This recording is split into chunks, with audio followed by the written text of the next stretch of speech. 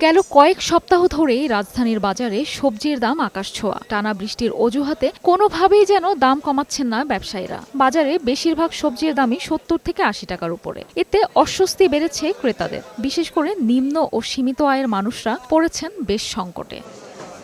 বাজারে বেগুনের কেজি ১০০ থেকে ১২০ টাকা, লাউ, ঢেঁড়স ও পটল ৭০ থেকে ৮০ টাকা, করলা ৮০ থেকে ১০০ টাকা এবং টমেটো বিক্রি হচ্ছে প্রতি কেজি ১৮৫ থেকে ১৯৫ টাকায়। আর সিম বিক্রি হচ্ছে কেজি ২৫০ টাকায়। বিক্রেতাদের দাবি, বৃষ্টিতে ফসল নষ্ট হয়ে সরবরাহ কমে আসায় এই পরিস্থিতি। মানে বেগুনটার দাম একটু বেশি, ২৪০ তাল বেগুনটা আপনার, সাদাটা ১৬০, লম্বাটা ১২০। গত সপ্তাহের তুলনায় এই সপ্তাহ প্রতি কেজিতে আরো ২০ টাকা বাড়ছে।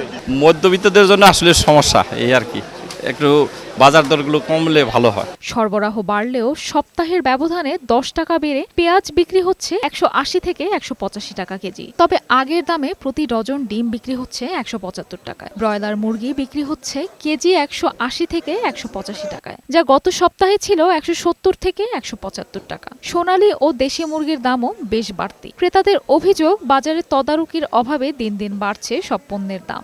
ডিম ৩০ টাকা ছিল, এই ৩০ টাকার ডিম এখন ৪০ টাকা নিতেছি। দাম বাড়তি সব কিছু, যেখানে যেতেছি। মানে এমন একটা অবস্থা যে মানুষের নাভিশ্বাস ওঠার মতো অবস্থা। কাঁচামরিচের দাম বেশি।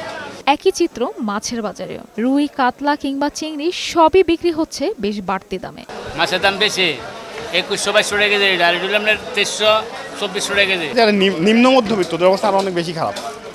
আমরা তাও ধরেন খাইতে পারতেছি, যারা আরেকটু নিচে ওদের অবস্থা কিন্তু ভালো না, খুব খারাপ। এদিকে স্থিতিশীল রয়েছে সব ধরনের চালের দাম। তবে ব্যবসায়ীরা বলছেন, আমদানি করা না হলে আগামীতে দাম আরো বাড়তে পারে। হ্যাঁ, শুনতেছি চাল আমদানি করছে, চালকে আসতেও আসছে, চালের বাজার আরো কমবে, বাজার স্থিতিশীল থাকবে। মালের দাম কমতেছে না, আসলে আড়তদার যারা আছে তারা বলতেছে যে মাল নেই, বা একটা না একটা ওয়ে দেখে আমাদেরকে আসলে তারা যেভাবে দিচ্ছে আমরা ওইভাবে নিতে হচ্ছে, আবার আমরা ওইভাবেই আমাদের সীমিত প্রফিট করে আমরা বাজারে এসে সেল করতে হচ্ছে।